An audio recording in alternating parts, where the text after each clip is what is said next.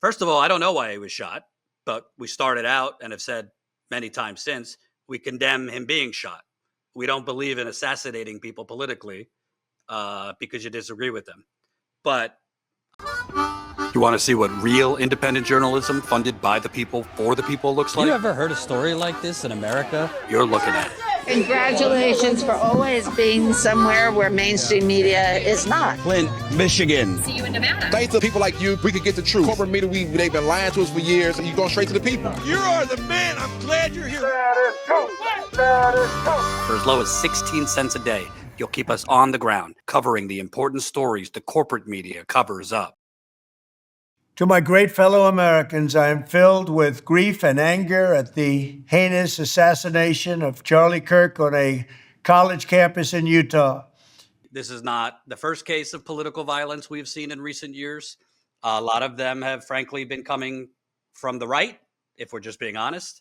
There was an attack on the CDC recently.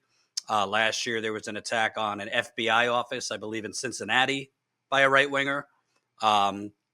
Obviously, there were the attempted assassinations on Trump, which did not seem to be a right-winger who did it. It seemed to be kind of, I don't know if he was just politically agnostic. I don't recall, but that was the one in Pennsylvania last year. But there has been an increase in political violence. The corporate media is going to do what they always do and say, we need to tone down the rhetoric. You know, this is awful. You know, obviously, we are leftists. I don't condone any form of violence against right-wingers you hate or leftists you hate. So I hope that goes without saying. We condemn this. But we should also tell the truth on why this is happening. And I think a big part of why this hatred is happening starts, I mean, we're talking decades. We'll get to the economic parts of this, but starts with the man that came down the golden escalator, calling Mexicans rapists, drug lords, murderers. And we have a explosion on the internet in recent years of influencers, which I hate the term because I don't know what they're influencing other than their wallets.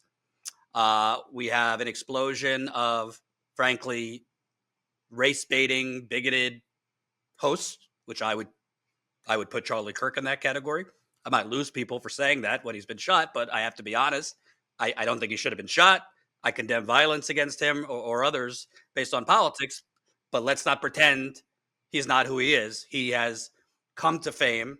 He has become probably a millionaire on race baiting, conspiracy theories, and pushing out vile sentiment just starting with calling George Floyd a scumbag years ago. He's pushed a lot of awful things. That doesn't mean he deserves to be shot, but I'm not going to sugarcoat it. Part of his claim to fame has been going to debate college students. Well, aren't you going to debate college students who, you know, as a general rule, don't know as much? I mean, I don't think Charlie Kirk knows a lot, but you're going to basically, you know, what do they say? Like, pick on someone your own size. You're trying to pick on somebody your intellectual size. People who don't have as much real life experience. People who might come off sounding a little naive or a little weak, so you could appear bigger and stronger. That's been done for years. So what kind of like intellectual giant makes their big fame by going to basically debate college kids? I mean, the whole thing is ridiculous. But I want to get into what I think is really going on underneath this all, because this isn't covered. And this is part of why people like Charlie Kirk and the right-wing network of hosts, and to a certain extent, liberal hosts, they focus on the culture stuff. It was reported that right before or when he was shot, he was answering a question on transgender shooters or the transgender mass shooting. And he has done a lot on transgenderism, against it. He's done a lot on Black Lives Matter, against it. Part of why they focus so much on the culture war is so they can distract their audience, many of whom are apparently in our chat right now, from the fact the politicians they're propping up are fucking you up the ass, excuse my French, economically. I mean, look over the last few days, Zaina, and I'm just going to go through a list here, Colin, so put up whatever you can. More perfect union. Over 75% of Americans rely on buy now, pay later services, and nearly half have missed payments, according to a new study. I mean, you go to the supermarket now. I got like a thing of blueberries and strawberries today, and they're like, you want to split this up into 4 payments? That's because the masses are starving and they have no money. Charlie Kirk's not talking about that. Patrick Bet is not talking about that. Right. To be fair, Pod Save America is not talking about that.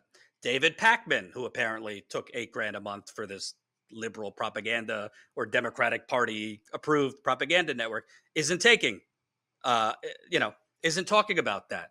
I mean, we could go down the list.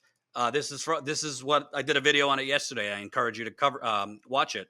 Just in, minus 911,000 fewer jobs were created between April 2024, when Biden was president, and March 2025, Bureau of Labor Statistics. Wow, that's a big revision. That means the labor market that means the labor market was weak even before the tariffs kicked in. And by the way, let's be clear. Fox News, which has been normalized in society, but it has come out through multiple lawsuits. Literally, they have anchors and hosts that go on camera every day, knowing they're lying, intentionally trying to stoke hatred, violence, and conspiracy theories.